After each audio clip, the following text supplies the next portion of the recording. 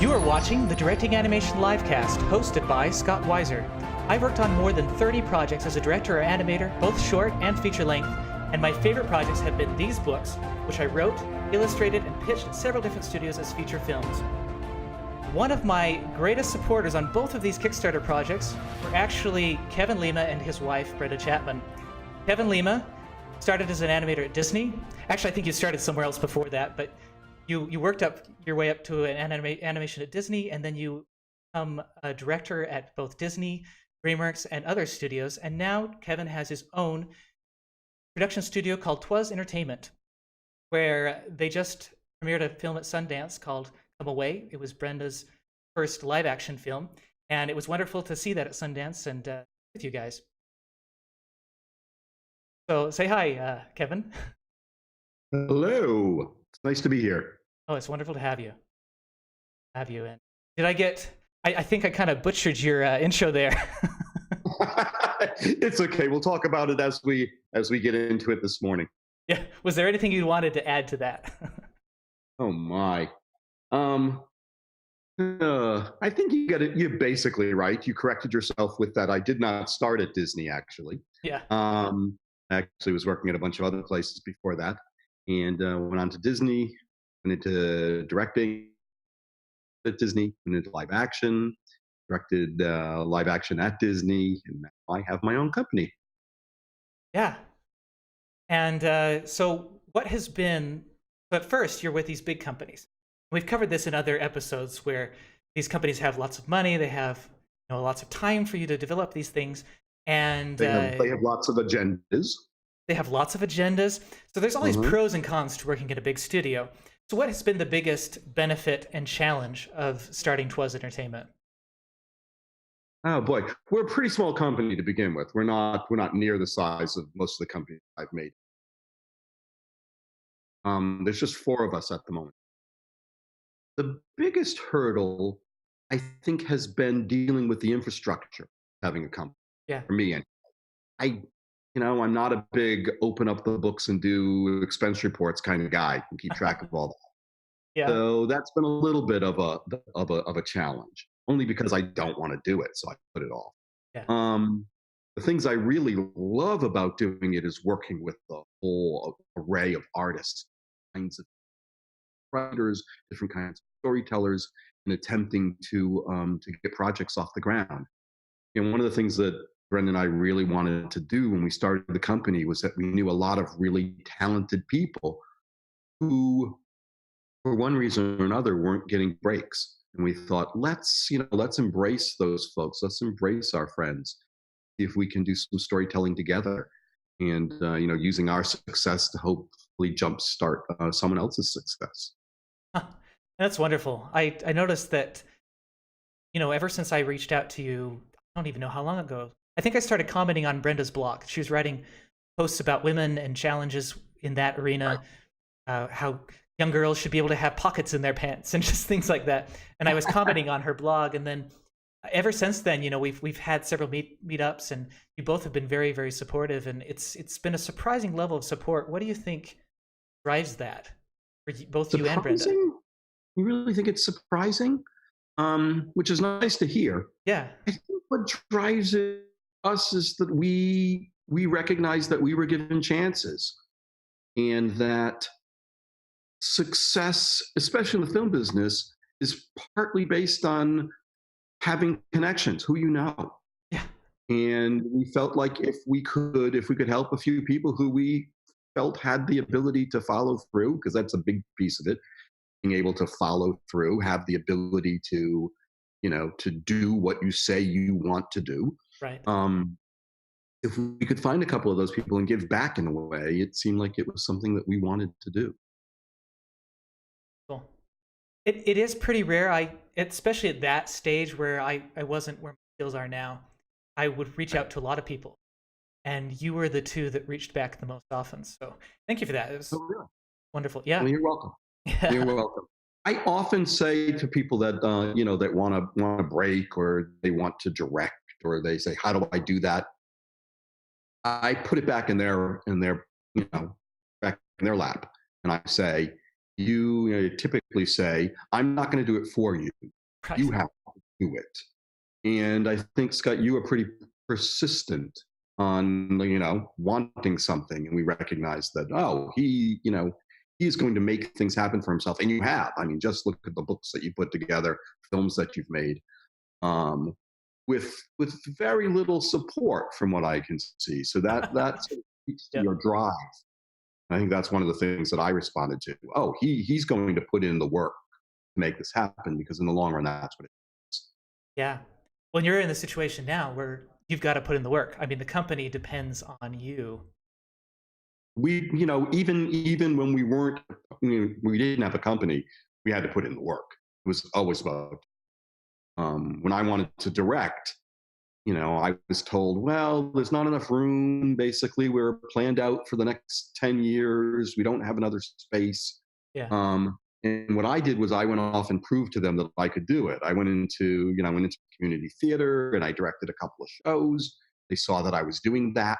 Yeah. Saw my want for it, and I was willing to actually do some things to make that happen, to show them that I was worthy. And ultimately, it happened for me.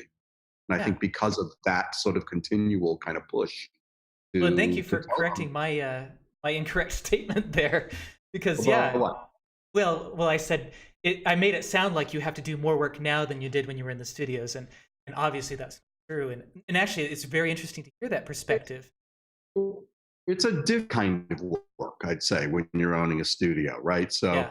I have to pay bills, right? So I've got employees and I have to pay them. So I have to make sure that we are either set up at a studio or that we have the ability, because we've produced something, to continue moving forward. Yeah. So it's an added, pressure. It's Right. going to be interesting to see what happens when we actually get something into production. We have a couple of things in development, but when we get to production, I want to direct. When you add that to the pile, what happens? Yeah. Yeah.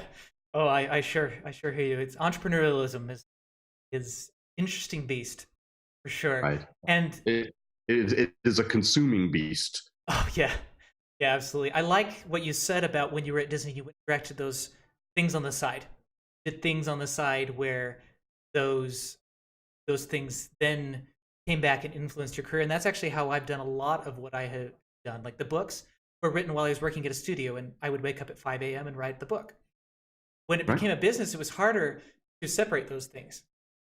But Right. over time, I have been able to. Again, I woke up at 5 a.m. yesterday, and I started writing on the book. And then I come and I work on client work during the day, and then yeah. So I think that that's a really inspiring tip for people. That a lot of times you kind of have to have a side hustle. You have to do it, right? Yeah. No one's going to give it to you because you say you want it. You have to prove to them that you can do it. Well, how many people want it? Like I know thousands of people who say they Thousands, want it. thousands, but very few do it, right? So Yeah. people say, I want to be a director. And I say, go direct something. No one's going to make you a director because you put your hand up and say, pick me. I want to be a director. You Right. have to show the world that you're worthy Yeah. of being chosen. Well, one of the And reasons for that is because if they were to put you in that position and you're not used to that level of work, you'd be thrown into the deep end and you would likely drown. So it takes yeah, some you time have for to be you able to to deliver, right? At the end of the yeah, day, you have to be able to deliver, yeah, because that's what people want. That's why you engage with other folks. That's why other folks hire you to do a job, yeah. because you can deliver. Um, so you have to prove to them that you can do that. So if you want to direct, go direct. You can direct a movie with your iPhone, right? Yeah, There's you nothing can. stopping you from telling a story visually. Yeah. Uh, What do you think of the difference mentioning iPhone? What do you both directed in Oh, I didn't even list the films you directed. You- Some of Maybe the we should talk biggest, about most that. notable ones are A Goofy Movie, Right. Tarzan, Enchanted. Now, Enchanted was a blend of animation done by James Baxter, and then the live action, and then obviously the effects, which is another layer of animation in CG. Right. Right. So, That was really a big joy for me making that movie, because I got to take all the things I love, combine them into one piece. oh yeah, And I look for another opportunity to do that constantly. yeah. Well, it had again multiple different types of animation. Right, right, right. There's which actually a project that I have right now that Brenda and I wrote. the Cartoon Touch. Yeah, called the Cartoon Touch, Yeah. and it combines every kind of animation, so every medium combined in film, which should be an interesting endeavor to produce if someone ever takes it on. Is it stop motion and CG and hand drawn? Just those three, or are there different styles within No, each of it's those as everything. well? It's everything, Scott. We're gonna try to combine, oil painting animation Oh, and stop motion puppets and claymation and 2D and CGI and all different sort of styles. It turns into a big chaotic world of every cartoon style mesh. oh, that sounds wonderful. Really Yeah, fun. it's very, very cool. And I mean, I'm pushing so hard for it to be, to come into the world. Yeah, So it's a yeah. Well, and big it idea. was. It's That, expensive. That's one of the issues with it, is that it's a price tag. right, and that's another one of those hurdles of having your own company, right? It was greenlit by Fox Entertainment, and then different aspects of life took that off the table, right? Yeah, there have been so many, the changeovers at Fox, which is now called 20th Century Studios, Scott. Oh, okay. It's no longer called Fox. Oh, A lot of changes took place, and there's been big upheavals. And in that process, we've gotten the project back. yeah. Which is wonderful that you got it back. That they didn't just. So actually, we just went out with it yesterday. We sent the script out, and we put together a lookbook. So Oh, hopefully, we'll hear something soon. awesome. Just send it out to multiple people who didn't actually go out and pitch yet. No, when you have a script, there's no need to pitch. If someone's really interested based on the script, then you go in and you have a conversation. Wonderful. Wonderful. How many projects in your experience do you have to pitch before someone picks one up?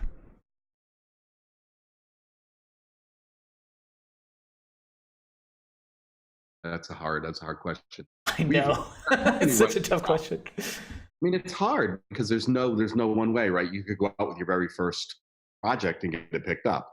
Um, Right. Right.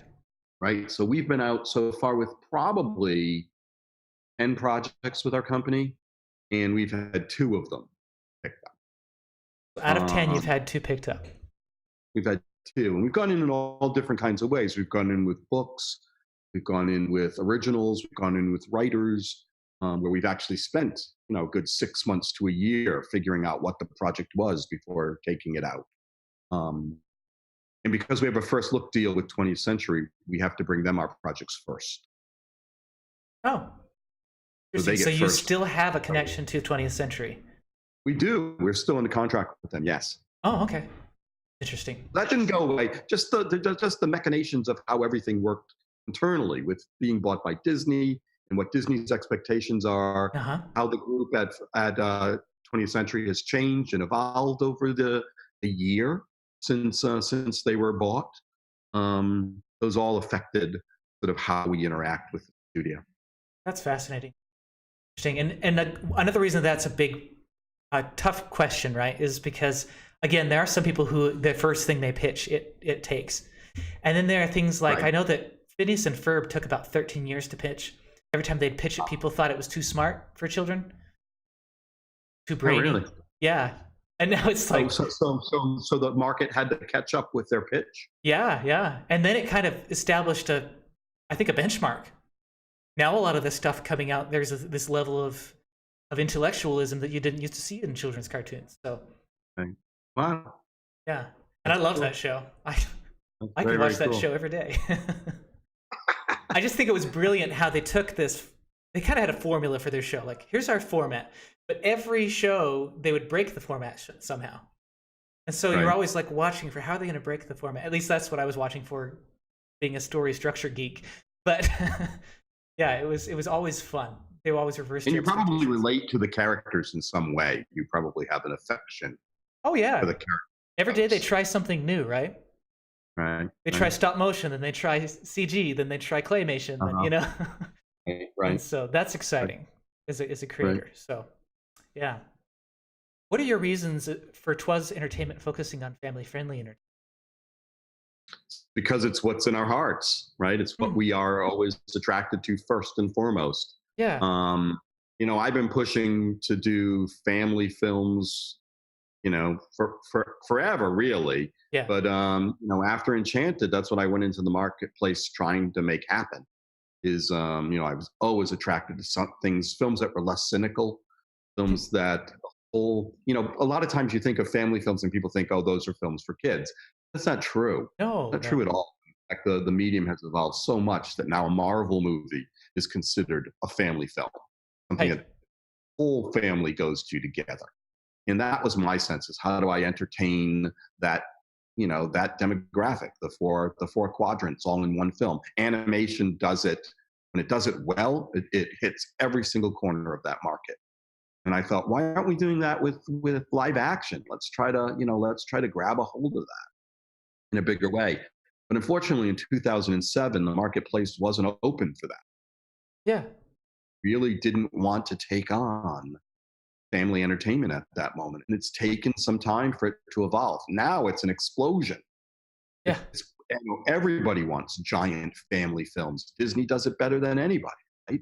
It's the whole family into the theater.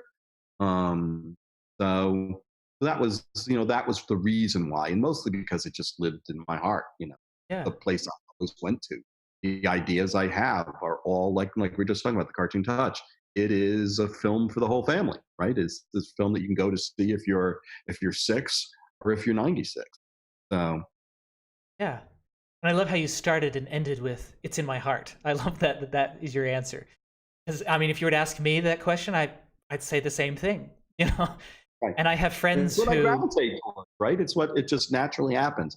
And I decided at a certain point not to fight that. A lot of people come out of animation saying, I want to do something gritty and I want to make a horror movie. yeah, So they're fighting against what they've been doing. And maybe it's because a horror movie is in their heart and they're actually fighting against that making animation. yeah, But the opposite, I love what I do. And I had to fight, like I think about Enchanted, and the first drafts for that movie were very, very cynical. And I mean, the way the plot, unfolded was much more like I don't know, more like Bachelor Party or Revenge of the Nerds or something that was much more kind of had a cynical edge to it. yeah, And they were pushing for it to be more like Shrek. And I came in and said, no, no, no, no, no. Let's make a love letter to Disney. And I had to prove to them, speaking of pitching, I came in, they wanted me to direct the movie, and I had to pitch a right turn to them right, and said, let's create a love letter to Disney. And they gave me a certain amount of time, and I filled a whole floor of a production building with artwork and took them through what I thought the story should be in a visual format. And ultimately, they reluctantly at first, I think there were those at Disney who want to actually do that. Um, they took it on, and we made something that was embraced in a different kind of way by the audience. It was embraced because of its heart, because of its purity, because of its love for the medium, with its love for Disney, really, what it comes down to. oh Um, yeah. so, And I so love that film. that went to going against what most people thought it should be. Yeah, one of my favorite parts of that film is when Giselle's so innocent that when she finds out that lady is getting divorced, she starts to cry. You know, Yeah. The and it's just saddest thing she could possibly ever think of. yeah, yeah, Yeah. it, Beyond her comprehension. right. It's got this beauty to it that I absolutely. And I also love that. Yeah, the world is able to corrupt, but it doesn't really corrupt her.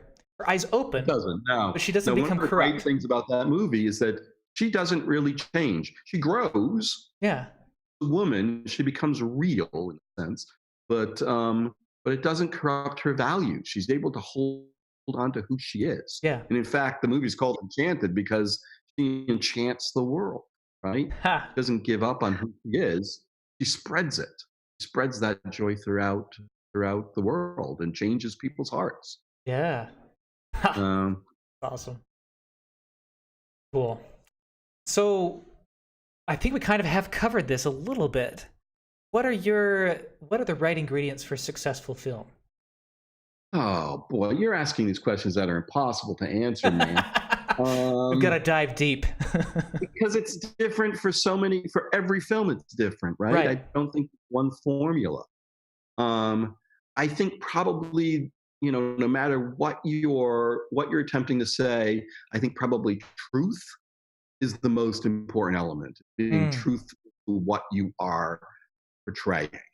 Um, Finding a way to create truth within the world, truth, because you know, Enchanted is much different than Once Upon a Time in Hollywood. They're two different beasts, but they yeah. each create a truth for their character, Yeah. a grounded truth, Yeah. and they have something to say that rings with that resounds in a way that feels universal or people can understand, even if you're not like that, even if you're not the most joyful person in the world, you can watch Enchanted and understand, come away with, oh, there's some truth in this message for that character. Yeah. She lives her truth and she holds on to her truth. And that is, I think, the element that I think makes the most successful of films, and how the film is told visually hangs upon that same guideline. Yeah. So I don't think there is a way to say how do you make a successful film. Otherwise, every film would be successful. Um, Yeah, I and know. That's a good but there point. are some things that I think you have to do in order to touch people's hearts. That last part you skipped out. You said there are some things you have to. You have to do in order to touch people's hearts. All right. Wonderful. And actually, like I told you before we started, we might skip around a little bit. So you actually Okay. covered what we call the get wiser moment. Oh, Is really? yeah, yeah. And you're going to tell me that usually comes at the very end. It does, but we'll just go there now because that's where we are. And that question is, what moral responsibility, if any, does an animated filmmaker have to the world culture? And usually we get into a discussion about truth and about how do you know what the truth is? How do you best explore that? Do you bring your preconceived notions of what you think is true to the table, or do you actually explore and discover along with your character as you write? Hmm. I think it's a combination of both, because I Yeah, can't help but come to the table with some innate truth. I right. may learn something along the way. I may discover something about myself in the process, but that's another truth, right? That I discover along the way. Right. Yeah. But I show up at the table believing a specific thing about those characters in that story, and they usually almost always are things that I have lived through, have experienced. Uh, I may paint the world with other people I know, or people I've experienced, or things I've collected, but at its heart, it always comes from something that I believe. Yeah. And Right. I there's no right or wrong answer to this question so far. So far, it's more of an Right. explanation. It's more of something that I'm trying to build into my brand. This idea of truth and of taking. I like how you said you talked about taking your past and kind of meshing it where you are now, and discovering things by combining different things from the past.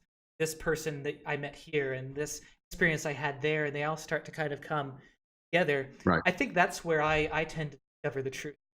Is maybe there's something I didn't understand about that really hard thing I went through 3 years ago. Right. Maybe by revisiting that through the eyes of this avatar, this character that isn't me, getting value from that experience, see it with better eyes. Well, you are a very enlightened person. Um, I think most of us start the journey with a spark of excitement, something that sort of like you know gathers momentum in us, and along the way we discover there's no place like home, right? Yeah. Corny example. But I find that going, that the path leads me to recognition, not personal recognition, not recognition in the world, but recognition of, oh, this is something that I've been going through. How do I illuminate that in a bigger way as I do draft after draft of a screenplay? Um,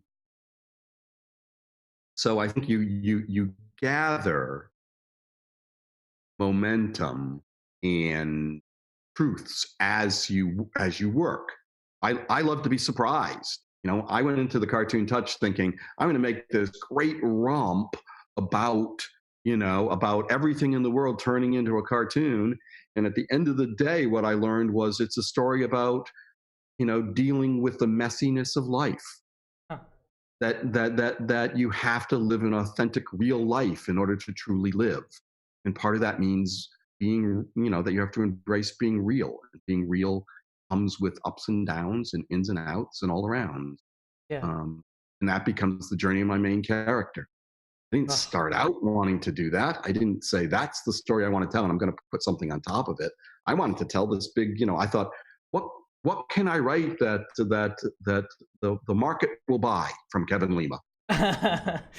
Yeah. That's how it started, truly. And I had this idea of doing, of this concept, this big concept. And along the way, I found the truth of the story, which actually elevates the story and makes it worth telling. Yeah. Well, You know, and you're very kind to say that I'm very enlightened. In listening to you, my process actually sounds a lot more similar to yours than it does to being okay. some great enlightened person. I generally do start with a spark, a notion about something to an idea, and then Right. in that idea, then I start to discover. Right. Yeah, and And it doesn't happen all at once. I mean, that's no. probably what I've learned to embrace about it is allow it to happen slowly and allow it to happen gradually over time. And don't try to force it. If something's not happening, then go somewhere else. Oh Do yeah, something. Come back to it. It'll. It's not going to go away. It's going to live in your head. right. Um, Yeah, we have that process called gestation, right, where our brains go over things for us. right. Right. And when an artist Absolutely. says, "It came to me," it's often because that artist is a really hard worker. And one of those things they worked on, their brain just kept wanting to work on for them. So Right. Right. they were Yeah. I think I fortunate. read something recently that talked about genius and that there's no such thing as genius. Well, yeah, It's yeah, actually a whole lot of hard work that led up to that moment of epiphany or discovery, and that it's been sitting with you for years and years and years. Most of the people we consider geniuses were incredibly hard workers, and took a long path to get to that moment of genius that we right. see. Hmm. Well, so Because you're a hard worker, yeah, I'm right? also So it fading into speaks. It darkness. It looks like speaks to your truth. it does. It Right? does. That's I've definitely experienced that for sure. It's wonderful. So you told me years ago that you had this process, this kind of a formula for success that you've often pitched of qualifying yourself, of telling the universe what you'd like to do, and then of being ready to seize the opportunity when it comes around. And that was really inspiring to me. I took it to heart and I just kind of obviously kept it there. I remember it. Right. Wow. How has that You can changed remember it over? better than I Right. do. How has it changed though? Has it changed at all since we chatted there at DreamWorks or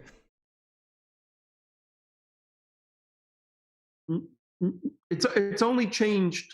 The process hasn't changed because it was what I did in order to get to where I am. Um, what's changed for me is that certain components of it are just innate now, right? So I know I can deliver at the back end of making a movie. yeah, So I don't have to still. And it's not 100% true because I still learn and I'm still ravenous for information. I still constantly, looking at the world and looking at people and searching through stories. Um, But the piece of it that I don't worry about so much is I've done a fair amount of the hard labor schooling that it takes in order to be able to deliver when the moment comes. I still ask everyone I meet for an opportunity. Yeah. I still am looking for the in to tell the stories I want to tell, no matter who I'm sitting down with. In fact, now with a company, I actually make appointments to go in and sit down with people, share um, my ideas, what I want to make. Yeah. Um, I've gained a certain amount of, I've made enough movies that people, when you call them, they say, sure, come on in. Because they know I've delivered in the past for other people, right? So for other companies, for other studios. Um, so that piece of it is easier to make happen. But I would say that it's still the same process. I'm still always looking to learn something about the world that I can ultimately share. I'm still asking continually for someone to say yes. And there's still an element of luck when you meet that person who connects with your vision and has access to actually produce your movie, right? Yeah. So those things are still all true. They just exist on a different level. Right. Right. Well, and luck is an interesting thing. There's a book called The Third Door, and the person who wrote the book ran into this guy named QI. I don't know if it's T I or how you would Okay. pronounce his name, but he works at Microsoft. And he gave the analogy of how luck is like a bus, comes around every so often, and you just have to have the right fare to get on the bus. And what do you think of that? Yeah, I mean, it seems. I mean, it's all the same analogy, right? Yeah. It's all the same. Um, being ready to get on the bus. The fare is the work that you've done, right? To get on that bus when it comes around. You have to go to the bus stop and wait for the bus, which is like asking for an opportunity. And when that bus shows up and you're ready to take the ride, you're going to hop on that bus with your fare, which gives you the knowledge and ability to actually take that bus ride. Yeah. Um, Yeah. it seems pretty comparable. Something that's really cool about you that I just remembered as you were talking. Uh, as I looked through your Wikipedia page, there were all these projects that were, the gist of it was Kevin Lima almost directed this project, then Kevin Lima almost directed this project. Ever since Enchanted, it Yeah, seems like yeah. Kevin had Monkeys of Mumbai at DreamWorks, and then that project was shelved, and and yet you're still doing it. You're still trekking along, and I think that's really remarkable. It's inspiring to me. What do you think it is It's that been a keeps you it's been a going? hard 13 years since Enchanted. Yeah. You know, I've one of the abilities I have is perseverance. I just don't know how to give up. Sometimes I wish I knew how to give up because it would make life a lot easier. But keep I keep at it, and most things what I've discovered are out of my control. So I come on to Monkeys of Mumbai, a big animated movie at DreamWorks. We're developing it for 2.5 years. It looks beautiful. We're ready to go into production. The whole studio is excited about working on it. We have A.R. Rahman from Bollywood and Steven Schwartz, the composer of Wicked. Yeah. Um, the thing looks beautiful. You can see some artwork online that people have put up. Um, and what happens in that moment is that the head of the studio sells his studio. And in order to do that, or wants to sell his studio, in order to do that, he writes down $400 million project. That has nothing to do with me. It has nothing to do with me. It has everything to do with someone else's agenda. So a project, and I got paid handsomely for it. The project goes away, and that's a great loss and a great pain. It was unbelievably painful to go through that. But having gone through that, I learned I have to own my own material, and that's where Twas Entertainment came from. Mhm. That the way to not be subject to someone else's whim is to have a sense of ownership. Yeah. So first thing I did is I went out and Brenda and I said, let's write something together because she lost her project at DreamWorks as well. Yes. She was writing. which I didn't even know And about. I saw all of your stuff. Never got to see what she was working on. yeah, so she lost the project. I mean, they were, I mean, close to $400 million worth of projects went away. Um, and we decided to write together. And I had the idea of the cartoon touch, and we started writing. Hmm. We had to own it. And then along came the opportunity to set up a production shingle at Fox before the whole Disney thing came down. And and we did. We took that opportunity. Gave us the opportunity to develop more movies.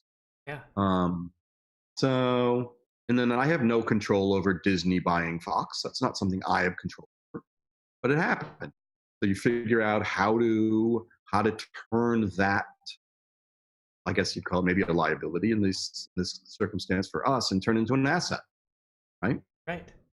How do we take the projects that we developed and Fox has passed on and set them up in other places, create Yeah. other opportunities? But it really, you do really need perseverance, because there are, this was a 13-year struggle to get a movie made. Yeah. They developed a lot of movies, and they just didn't happen for one reason or another. I love that lesson of you wanted to own it so that it gets shelved at some studio and you can Right, still do something with it someday. It gives you a right. collection of things. And that actually was a lesson I learned when I pitched Vanishing Ink up at Brown Studios, the last studio I've worked at. Uh-huh. Luckily, their producer was just so he just knows his stuff. He was very, very helpful, and he said, we could give you $1 for this book. That's probably all we could give you right now, and then it's just going to sit on our shelf, and you can't do anything with it. He's like, Oh, it's not really? worth it to you to give us your project. We like it. We have several other projects at this level that we want to do first. So keep it and go make more. And that's kind of what inspired my new journey. So Right. that's wonderful. Of hearing those similar threads of truth. Yeah. Yeah. Another truth, right? Yep. So Yep. the truth Absolutely. I learned, and I've learned it as part of in my family, as well as working in the business, is that I only have control over my own destiny. Yeah. I try to influence other people, or circumstances, but I truly only have control over my own. Yeah. So I can choose how to deal with anything that comes my way. Maybe that'll make it into a movie someday. Yeah. Sounds like a good idea to me. So now the answer, this could be a yes or no question, and it could be an expansive question. But I often ask, what is the biggest thing that us as creative leadership, once we get the opportunity to be creative leadership, can do to make the industry a better place to work? That's not a yes or no question, by the way. Well, It the yes or can't no be question would answered. be, can we do anything? I think we can. To make our industry a better place, or to Yeah. make the world a better place? You're talking about the industry, This is an industry perspective question. Yeah. right?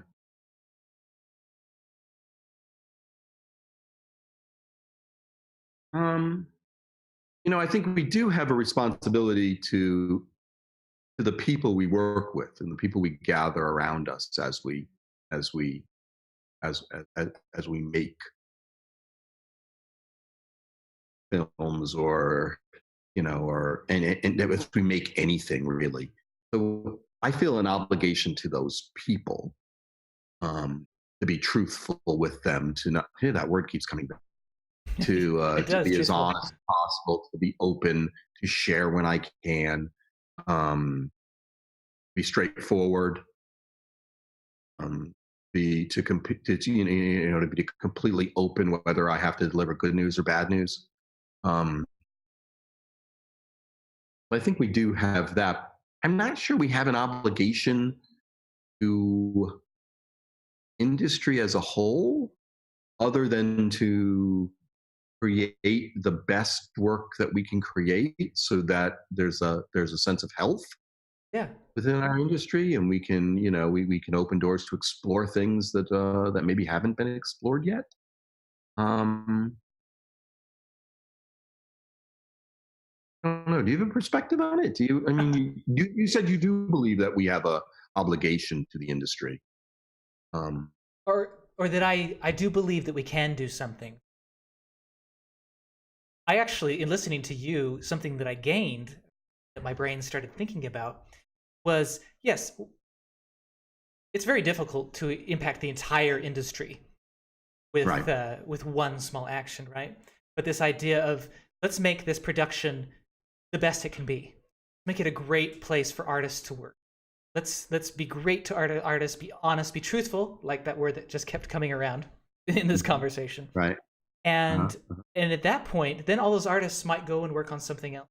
I think that's where it starts to happen, is where And each hopefully they bring what they've learned from your leadership, right? That exactly, yes, created an environment that makes people feel safe, it makes people feel wanted, seen, listened to. I think one of the greatest skills that I've learned over time, I didn't have it to begin with, is the ability to listen, yeah, be able to hear what people are truly saying. yeah, You know, sit down together, and I think it's something that's sorely missing in our industry is being able to hear beyond your own agenda. Um, yeah, and there's not always something you can do about it, but you can listen. You can sort of have a truthful sort of you have truthful ability to actually hear what people are saying, yeah. and make people feel heard. Um, so And people don't.